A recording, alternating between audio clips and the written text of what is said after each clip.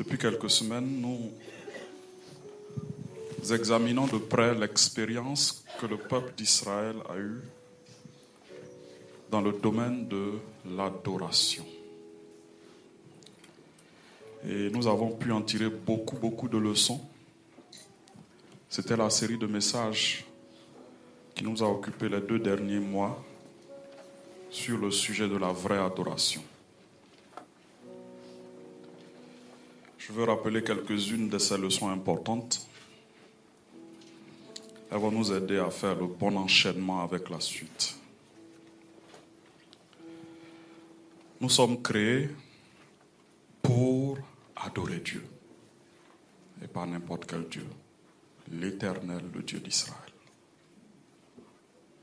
Nous sommes créés pour adorer Dieu. Mais nous devons être libérés pour l'adorer véritablement. Le péché, le diable, le monde, nous-mêmes, les philosophies, les pensées, sont des anciens maîtres sur nos vies. Je dis ancien pour celui qui a expérimenté Christ.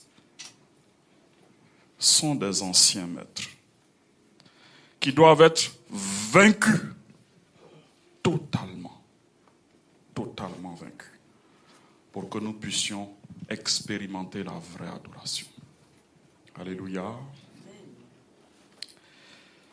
Libérés pour adorer, mais c'est Dieu qui se charge de nous libérer. Nous n'avons pas en nous-mêmes la capacité de nous libérer nous-mêmes. Ce n'est pas en notre pouvoir. C'est Dieu qui vient, qui nous libère pour l'adorer. C'est son travail. Alléluia. Israël devait quitter l'Égypte, et pas seulement le pays.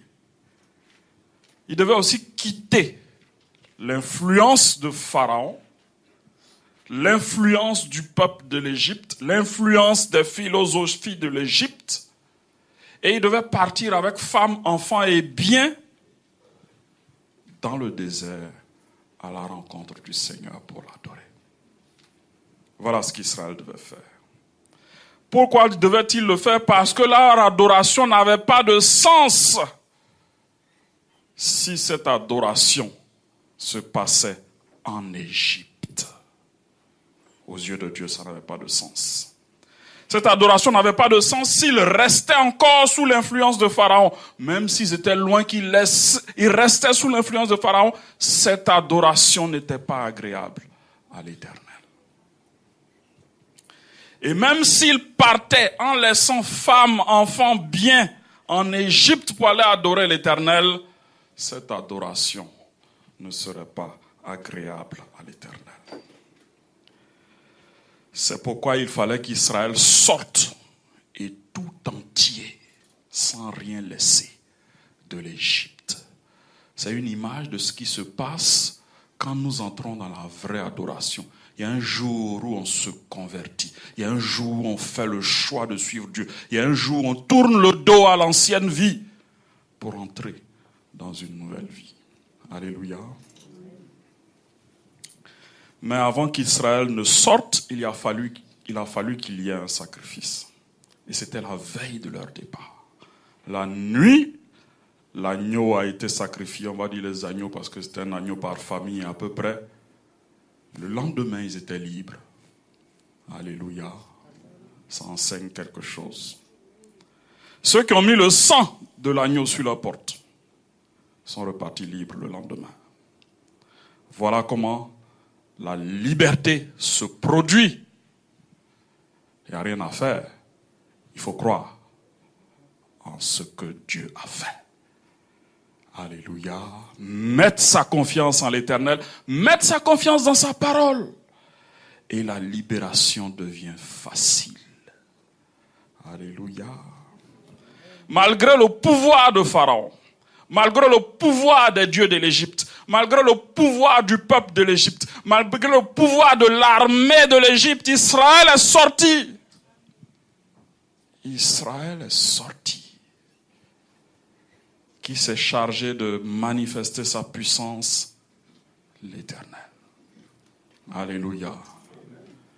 Il a tellement mis la pression sur l'Égypte que les Égyptiens disaient, on va tous mourir. Laissons-les partir, on va tous mourir. Et oui, et il y en avait beaucoup qui étaient morts. Quand l'Éternel se lève, que peuvent faire ses ennemis? Alléluia. Dieu s'est levé. C'est la foi des enfants d'Israël qui a été déterminante dans leur libération. C'est leur foi. Il fallait mettre le sang sur les portes. Il fallait croire en la parole de Dieu et puis faire la chose.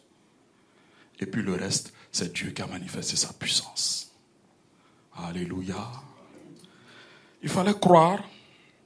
Alléluia. Et prendre ses bagages pour partir. Ça aussi, c'était important. Au moment où ils prenaient leurs bagages, ils n'avaient aucune assurance. C'est sur l'Éternel qu'ils devaient compter pour que les choses se produisent devant eux. La mer Rouge s'est dressée devant eux. Pharaon s'est dressé avec son armée. Mais qui a combattu? L'Éternel. Parce que lui, il a dit qu'il va libérer. Alléluia. Donc, qu'est-ce qu'ils ont eu à faire? Croire. Et prendre leur bagage pour partir. Ça te parle ce matin? Alléluia. Où sont tes bagages? Ça ne doit pas se trouver encore dans l'ancienne vie. Tu dois tout prendre et t'engager à la suite de l'Éternel. Alléluia. Mets ta confiance en Christ. Qu'est-ce que ça veut dire, croire en Dieu et puis prendre ses bagages? Ça veut dire simplement mettre ta confiance en Jésus-Christ. Pourquoi je parle de Jésus? Parce qu'il est question d'agneaux avant leur libération. Agneaux sacrifiés. Et le lendemain, ils sont libres. Alléluia. L'agneau a été donné comme un symbole à Israël pour qu'Israël sache qu'il y en a un véritable qui va venir et qui va faire ce travail de se sacrifier comme un agneau pour que la liberté soit vécue et réalisée pleinement. Alléluia. Donc, il est question de mettre sa foi en Jésus et de prendre ses bagages pour le suivre. Alléluia. C'est de cela qu'il est question. Prendre ses bagages pour le suivre, ça veut dire quoi? Quitter l'ancienne vie de péché, couper avec le monde. Et c'est Dieu qui s'occupera du reste. Prends tes bagages seulement. Il y a peut-être une puissance qui te tient. Dieu dit, prends tes bagages, aie confiance en lui. Lui, il va se charger du reste. Alléluia. Donc après avoir fait ces choses, après avoir cru, après avoir pris leurs bagages, Dieu a opéré la délivrance. La puissance de Dieu s'est mise en action. Israël, créé pour adorer, a pu expérimenter, libéré pour adorer. Alléluia. Pharaon et l'Égypte sont maintenant derrière eux.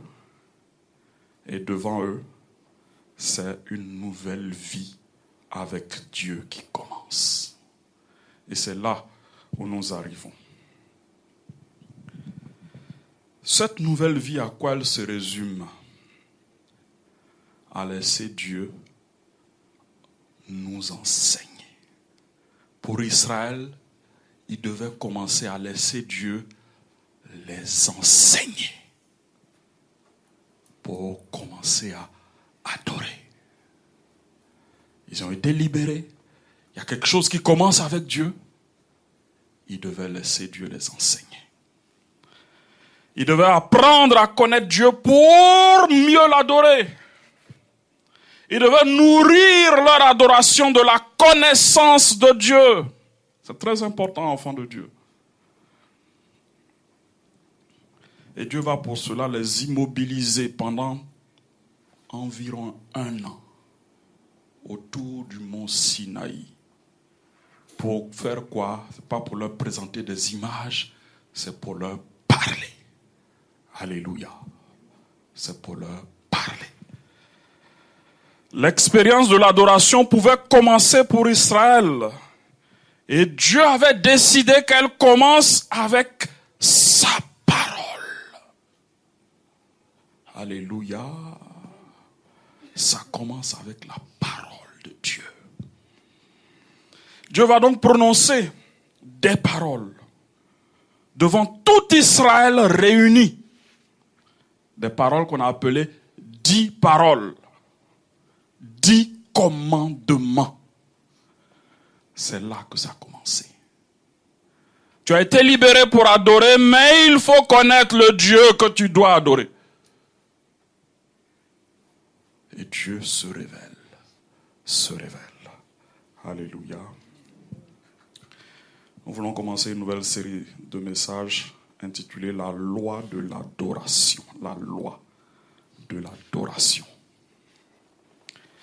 Et notre sujet du jour, c'est le premier commandement.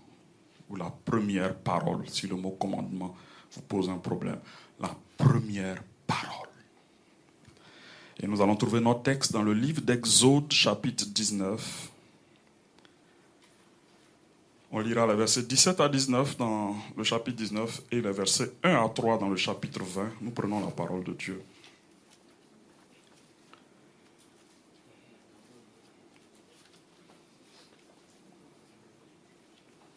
Le livre d'Exode, après Genèse,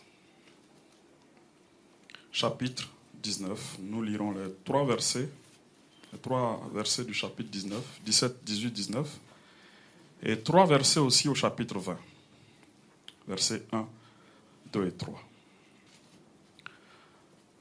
Nous suivons, faisons ensemble la lecture de la parole de Dieu. Verset 17. Moïse fit sortir le peuple du camp. Ils ont dressé un camp. Pour aller, je lis la version seconde 21, pour aller à la rencontre de Dieu. Aller à la rencontre de Dieu. Voilà, ils ont été libérés, c'est pour aller, c'est pour entrer en relation avec Dieu, c'est pour avoir un contact avec Dieu. Pour aller à la rencontre de Dieu. Ils se placèrent au bas de la montagne. Le mont Sinaï était tout en fumée parce que l'Éternel y était descendu au milieu du feu. Cette fumée s'élevait comme la fumée d'une fournaise et toute la montagne tremblait avec violence. Imaginez la scène. Si vous êtes au bas d'une montagne qui tremble avec violence, vous-même vous tremblez avec violence parce que le sol aussi vous fait trembler. Est-ce que Dieu avait appelé Israël à lui pour l'effrayer? Non, ce n'était pas pour l'effrayer. Mais c'était pour marquer Israël. Vous savez, la mémoire de l'homme marche avec les contrastes. Quand quelque chose qui t'arrive qui est très différent de ce que tu as vécu avant, ça reste dans ta mémoire. C'était un moment crucial. Dieu voulait que cet instant soit gravé dans leur mémoire. Et c'était particulier. Il n'y avait pas que la montagne qui tremblait, il y avait une trompette qui retentissait. Alors on ne dit pas qui jouait la trompette, mais je ne sais pas, les trompettistes n'avaient pas encore été établis. Alors on se demande d'où venait cette trompette et puis ça retentissait de plus en plus fort. Le son de la trompette retentissait de plus en plus fortement. Moïse parlait, alléluia. Et Dieu lui répondait à haute voix. Alléluia. Ainsi l'Éternel descendit sur le mont Sinaï. La deuxième fois qu'on dit l'Éternel descendit sur le mont Sinaï, au sommet de la montagne. Et l'Éternel appela Moïse à y venir. Et Moïse monta. Vous savez, même la montagne nous enseigne quelque chose sur l'adoration. La montagne tremblait. Alléluia. Tu ne peux pas rester comme ça. Dieu est venu, Dieu agit en toi, et puis il n'y a rien. Ce n'est pas possible. Mais en même temps, ça ne veut pas aussi dire que quand Dieu vient, tout le monde tremble dans tous les sens.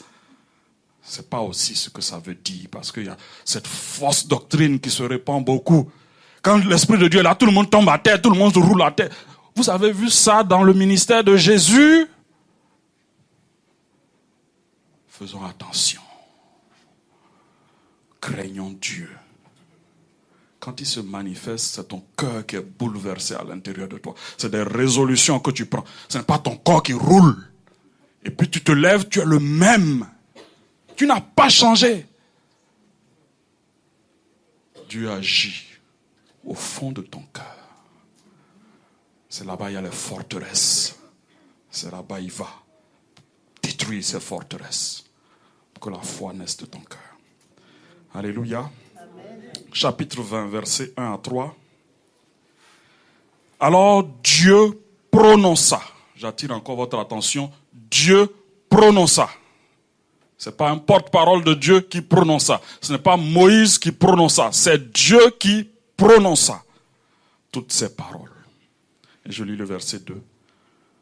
Je suis l'Éternel, ton Dieu, qui t'ai fait sortir d'Égypte, de la maison d'esclavage. Tu n'auras pas. Écoute bien, c'est l'Éternel qui parle à ton cœur. Tu n'auras pas d'autre Dieu devant ma face.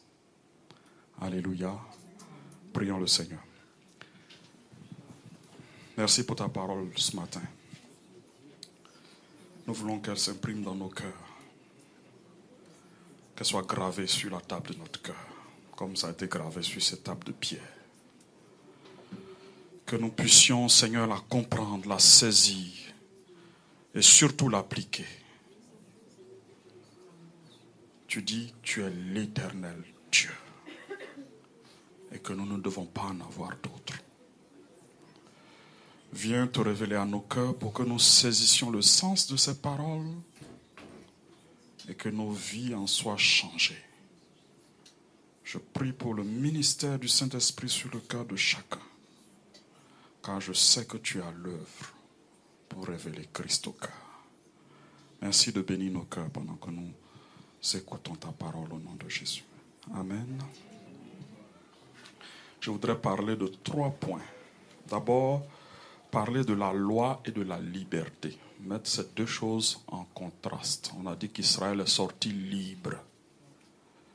Et puis juste après, Dieu leur a donné une loi.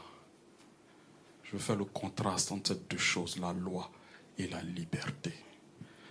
Ensuite, parler du sens de ce premier commandement que Dieu a donné.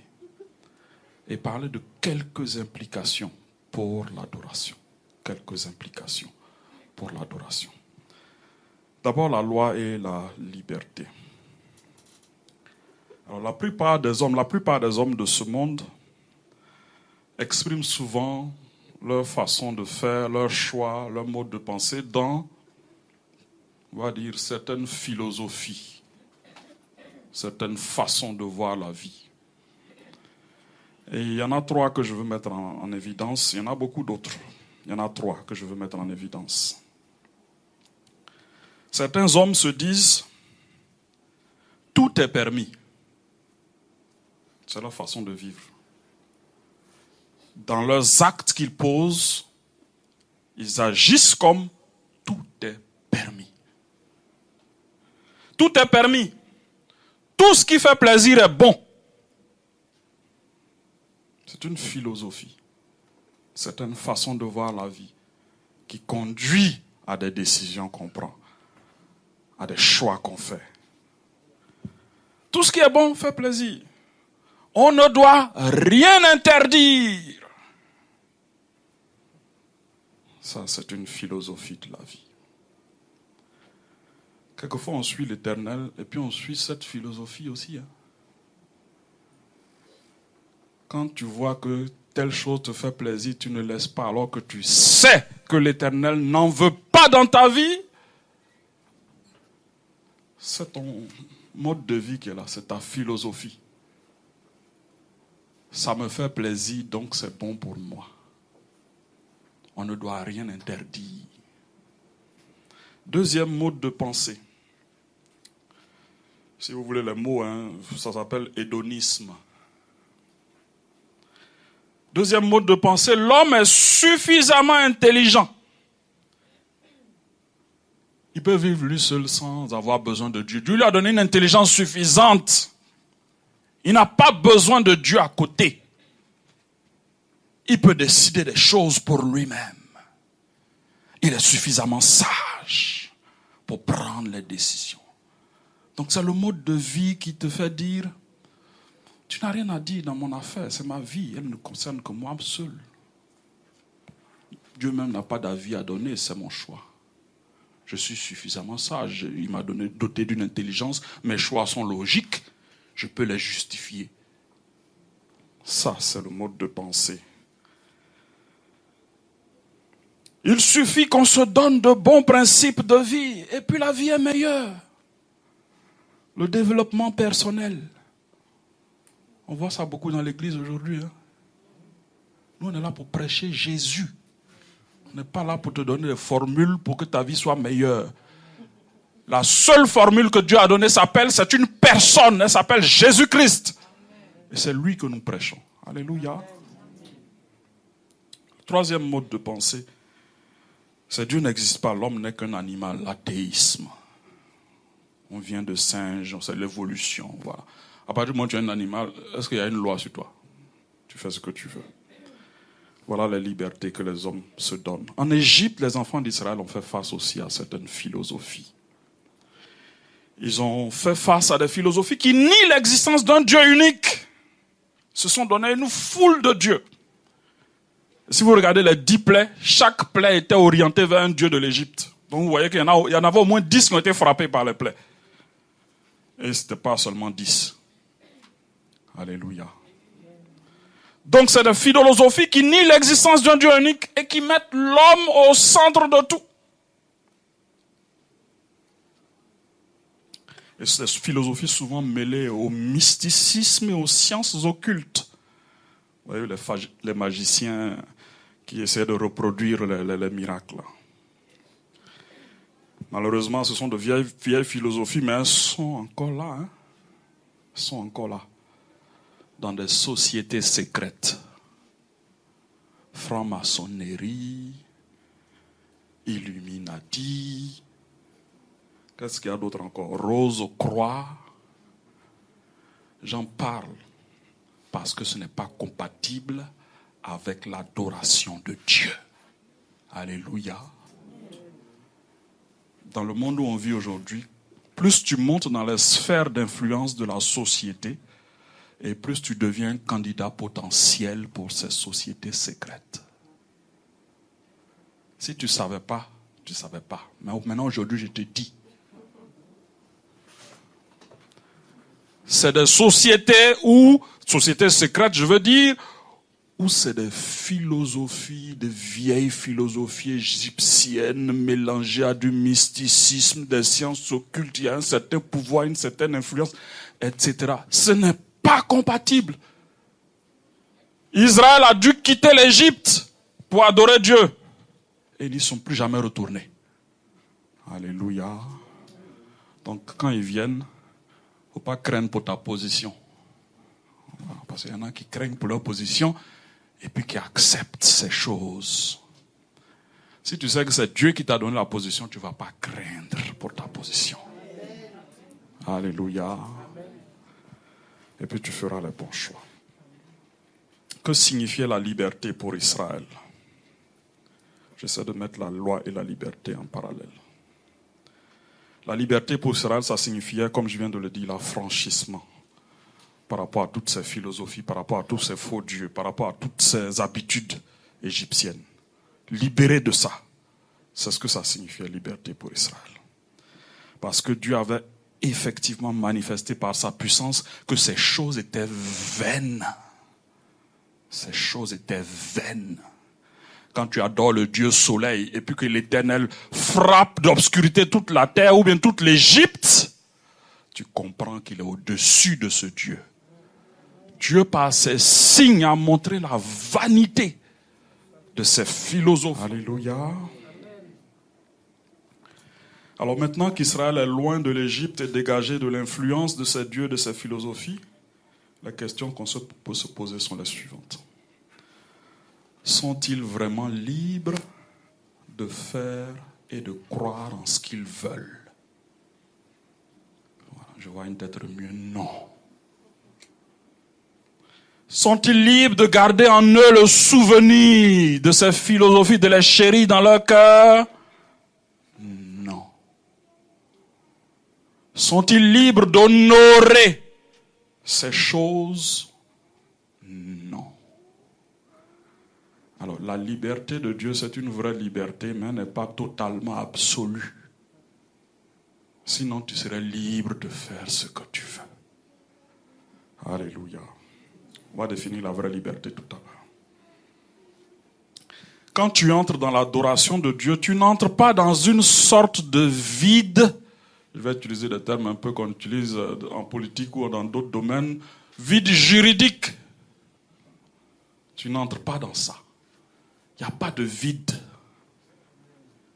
Dieu a tout prévu. Et en plus, il ne te donne pas la liberté de remplir avec ce que tu veux. C'est-à-dire que il n'y a pas de vide. Maintenant, il y a ce que Dieu donne, il y a ce que le monde donne. Donc toi, tu combles le vide avec ce que tu veux. Non, tu n'as pas cette liberté. Alléluia. Ce n'est pas un vide. Et ce n'est pas un vide à combler. Toi-même. C'est la loi de Dieu qui vient combler ce vide. La loi de Dieu. Alléluia. Après la libération, il ne doit pas y avoir de vide. Si c'est vide et que tu ne fais rien, il faut savoir que c'est le diable qui se sent le plus à l'aise dans ces vides-là. Dieu lui laisse jamais de vide. Alléluia. Donne sa parole. La loi de Dieu doit remplir ce vide. J'ai abandonné des choses. Maintenant, est-ce que je suis libre de croire en ce que je veux? Non. J'écoute ce que Dieu dit. Je mets ma foi dans ce que Dieu dit. Alléluia. Une chose importante à savoir sur la loi, et c'est fondamental. C'est une loi, certes, mais c'est une loi particulière parce que ce qui préoccupe cette loi, c'est la relation. Tout dans cette loi est affaire de relation. Relation verticale entre Dieu et l'homme, relation horizontale entre l'homme et son prochain. C'est une loi qui régit les relations avec Dieu et entre hommes. Voilà pourquoi j'appelle ces lois de l'adoration. Parce que l'adoration, c'est la relation que Jésus-Christ seul a rendue possible entre Dieu, le seul vrai Dieu, et l'homme. Alléluia. C'est cela l'adoration. C'est pourquoi si on dit adoration du Dieu vrai, Jésus, on ne peut pas sauter. Ce n'est pas facultatif. C'est pas je fais comme je veux. C'est Jésus ou c'est rien du tout. Alléluia. C'est une loi qui est ancienne, mais elle est actuelle, vraiment actuelle. Et elle est faite pour nous. Ne sommes-nous pas des adorateurs? C'est pour nous. On a dit 10 commandements, bon c'est vieux, on n'est plus sous la loi. Mais c'est pour nous. Alléluia. Je vais expliquer le rapport avec la loi. Alors, nous sommes sous la grâce, nous ne sommes pas sous la loi. Ça veut dire quoi? Est-ce que la loi est abolie? Jésus dit non, je ne suis pas venu abolir, je suis venu accomplir. Aucun homme n'a pu accomplir. Il est venu accomplir. Pas pour accomplir lui seul, pour que des hommes à sa suite viennent accomplir. Il est venu montrer la façon d'accomplir. Elle est importante. Nous ne sommes pas sous la loi dans le sens où j'ai fait, je suis béni. Nous sommes, on va dire, liés à la loi dans le sens où j'ai cru, je suis béni. Dieu a dit, tu n'auras pas d'autre Dieu. J'ai cru. C'est pas juste j'ai cru intellectuel. Et puis j'ai 3 dieux à la maison. Alléluia. J'ai cru et j'ai appliqué. Alléluia. C'est cela. Parlons du sens du premier commandement et nous allons relire les versets 2 et 3.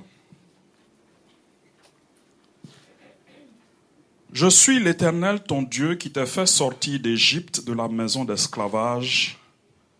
Tu n'auras pas d'autre Dieu devant ma face. Le commandement, c'est lequel?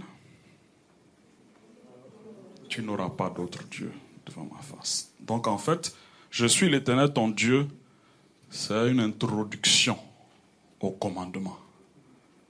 Mais si ce n'était pas utile, Dieu n'allait pas dire.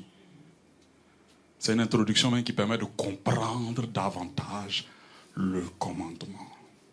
Je suis l'Éternel, ton Pater, ton Dieu, qui t'a fait sortir d'Égypte.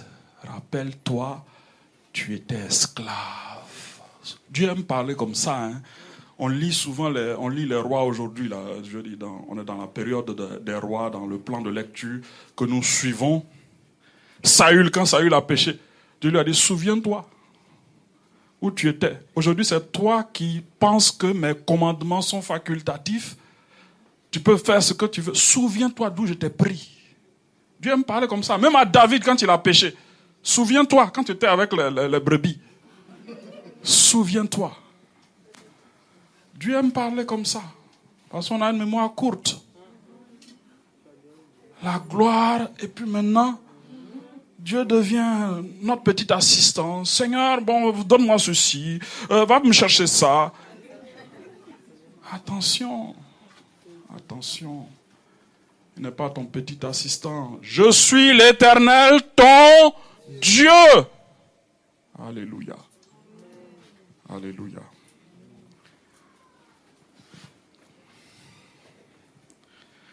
Qu'est-ce que ça veut nous dire? Ça veut nous dire que le mot Dieu se conjugue au singulier. Ton Dieu. Et il met en contraste avec d'autres dieux au pluriel. Tu n'auras pas d'autres dieux. Qui sont ces autres dieux? Et sont-ils vraiment des dieux? La question mérite d'être posée. Qui sont ces autres dieux? Et sont-ils vraiment des dieux? Quand Dieu dit tu n'auras pas d'autres dieux, il veut dire tu ne feras pas d'un esprit ton Dieu. Tu ne feras pas d'une philosophie ton Dieu. Tu ne feras pas d'une personne ton Dieu. Tu ne feras pas d'un objet ton Dieu. Tu ne feras pas de toi-même ton Dieu. Voilà ce qu'il veut dire. Alléluia. Je vais commencer à parler des esprits. Un esprit n'est pas Dieu. D'ailleurs, on les appelle esprits mauvais, démons. C'est un être trompeur qui cherche à voler l'honneur, la gloire, l'amour qu'on donne à Dieu. Voilà ce que c'est. Il a un pouvoir au-dessus de l'homme. Il ne faut pas le nier. Mais c'est ce que Dieu dit que tu dois écouter et puis suivre et puis croire. Et je vais vous dire ce que Dieu dit. 1 Corinthiens 8, verset 4. On peut prendre ensemble, c'est un verset important, je trouve. 1 Corinthiens 8, verset 4.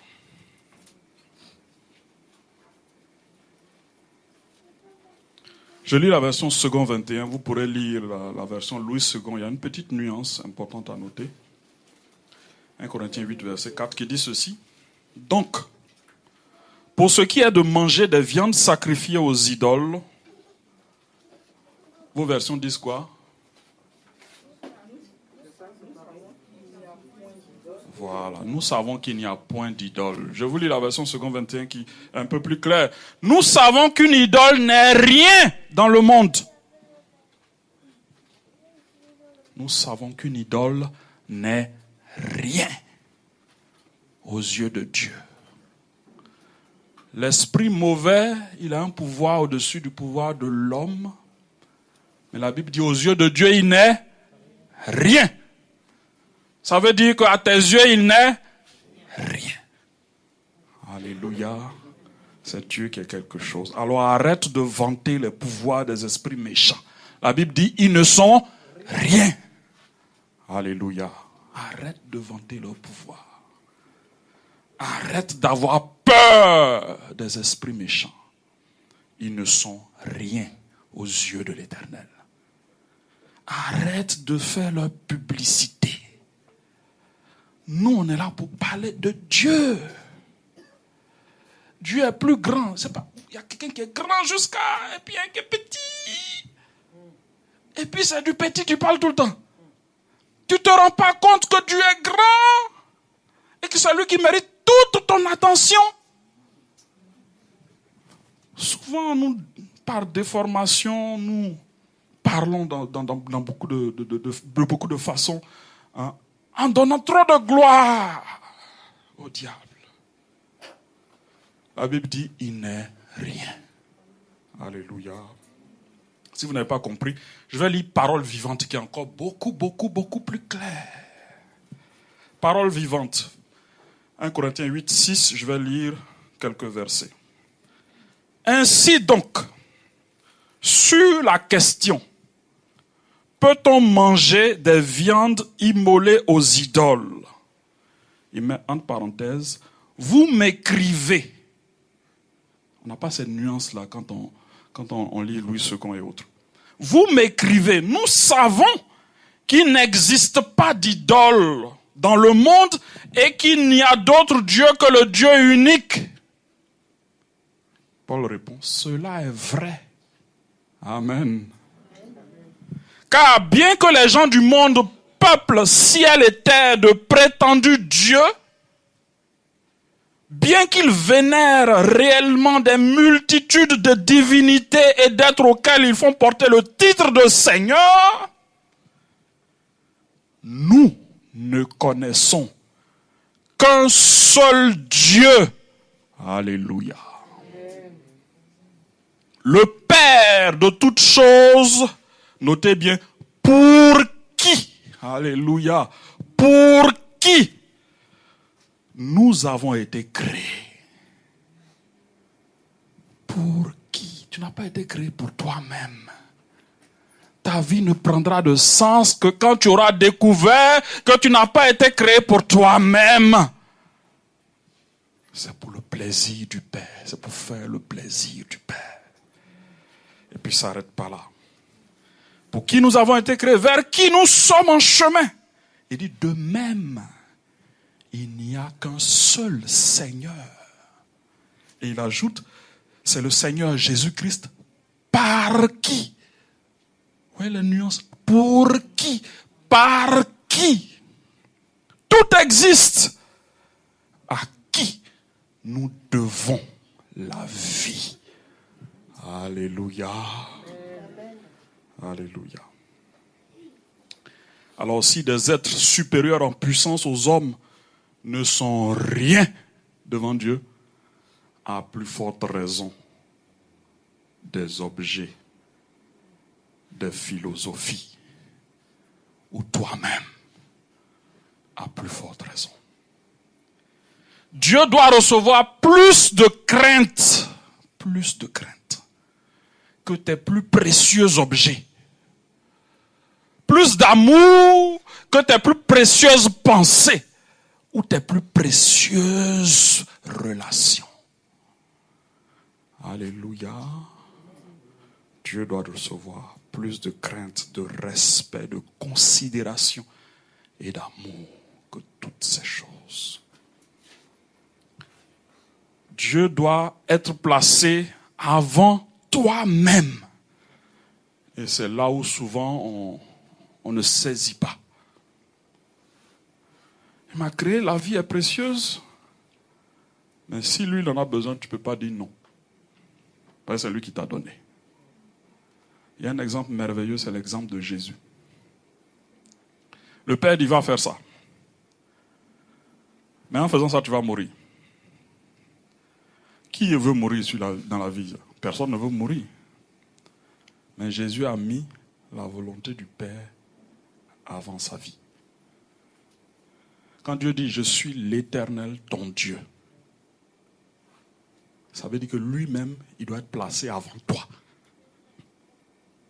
Alléluia. Il doit être avant toi-même. Et si le chemin de l'obéissance touche à ta vie, touche à ton confort, il a la prédominance sur toute chose. Tu dois le mettre avant. C'est ce que ça signifie. Je suis l'Éternel, ton Dieu. Tu n'auras pas d'autre Dieu devant ma face. Alléluia. Dieu doit être le premier et en tout le premier. Je veux parler de quelques implications et terminer. Première implication pratique pour notre adoration. Il n'y a pas de liberté en dehors de Dieu. Il faut bien le saisir. Il n'y a pas de liberté en dehors de Dieu. Paul nous dit, tu as été créé pour Dieu et par Dieu. Alléluia. Tu ne trouveras pas de liberté quand tu vas mettre le plaisir de ta chair, quand tu vas mettre le sexe, quand tu vas mettre l'argent, quand tu vas mettre le pouvoir au-dessus de Dieu. Tu vas rencontrer un esclavage. Et plus tu vas faire ces choses, plus tu vas voir que c'est un esclavage dur. Au point où tu ne peux plus te passer de la chose. Il n'y a pas de liberté en dehors du Seigneur. Si tu penses qu'une chose est chère, que tu dois laisser, tu ne seras pas libre en laissant, il faut savoir que c'est esclavage que tu vas trouver. En ne laissant pas. Il n'y a pas de liberté hors de Dieu. Alléluia. Deuxième chose importante. L'adoration est réservée au Créateur. L'adoration est réservée au Créateur. C'est exclusif pour celui qui t'a créé. Si l'homme, la chose, l'objet, l'esprit ne t'a pas créé, il n'est pas digne d'adoration. Alléluia.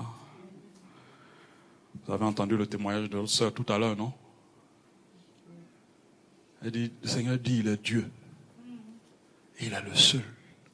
Et puis son cœur est content. Alléluia.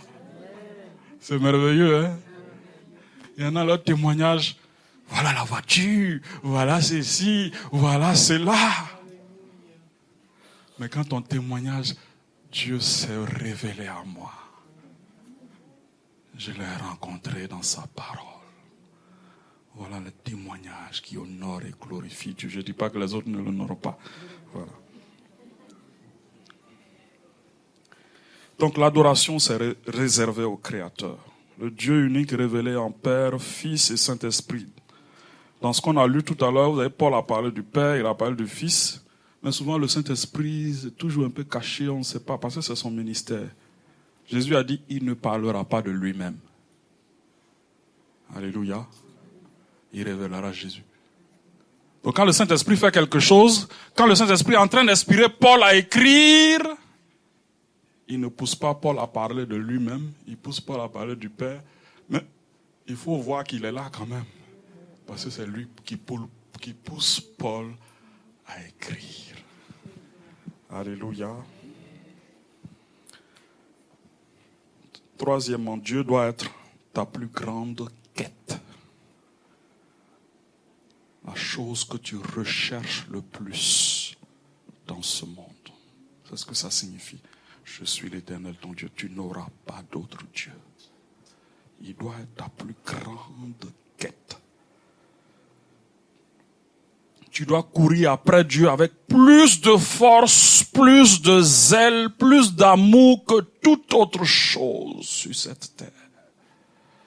C'est ce que ça signifie. Et c'est Jésus qui dit dans Matthieu 6, 33, recherchez premièrement. Second 21 dit d'abord le royaume et la justice de Dieu. Et tout cela vous sera donné en plus. Il parlait de quoi? Dans tout cela, il parlait des besoins de l'homme. Travail, nourriture, habits, mariage, enfants, tout est dedans. Il dit, cherche d'abord. C'est merveilleux, Dieu, lui, il est plus sage que toi. Il dit, cherche d'abord, cherche-moi d'abord. Toi, tu dis, non, il faut que j'aie ma chose là d'abord. Dieu dit, cherche-moi d'abord. Malheureusement, ça nous dépend hein, quand on veut faire loin de ce que Dieu dit. Tu vas te cogner la tête, voilà, tellement d'expérience. Et puis tu reviens, tu dis, Seigneur, c'est toi d'abord. C'est toi d'abord. Alléluia. Et ce qui est merveilleux, c'est que quand tu fais pour lui d'abord, toi-même tu es content. Et puis la joie que tu as, ça dépasse la joie que tu aurais pu avoir dans les choses auprès desquelles tu cours ou tu vas. Il y a de la joie quand tu fais de Dieu l'objet de ta principale recherche dans ce monde. Je termine, Dieu doit être ton plus grand amour. Il doit être ton plus grand amour. Le mariage c'est bon, hein? Mais Dieu est mieux. Dieu est mieux. Le mariage, c'est vrai, on vit, on a la joie, mais c'est pas toujours la joie. Il y a des moments où on ne se comprend pas. C'est difficile. Et si tu n'as pas une source de joie à côté pour te satisfaire, et que toute ta satisfaction est dans le mariage, tu vas être déçu, hein? Tu vas être déçu. Mets Dieu au centre. C'est lui ton plus grand amour. Et si tu n'as pas encore expérimenté, apprends. Demande à Dieu de t'apprendre à faire de lui ton plus grand amour. Ton plus grand confident. Alléluia. Je veux me résumer. Souvent, quand on parle d'adoration, on se dit, oh, qu'est-ce qu'on va faire? Nous, on veut faire des choses. Dieu dit non. Ça commence dans ton cœur. Il faut balayer le cœur. Il y a des choses qui sont sur le trône de ton cœur qui ne doivent pas être là. C'est pour l'Éternel et lui seul. Donc, c'est pas une affaire de, bon, je vais prier, je vais chanter. Non, non, non, non. Dieu dit, regarde à ton cœur. C'est là que ça commence. Premier commandement. C'est pas, je vais venir chanter. Non, non, non, non, non. Je vais venir faire offrande. Non. Regarde à ton cœur. Regarde à ton cœur. Telle chose s'est levée sur ton cœur. Et ce n'est pas agréable à l'Éternel. Alléluia. Que Dieu nous visite ce matin. Nous allons tenir debout.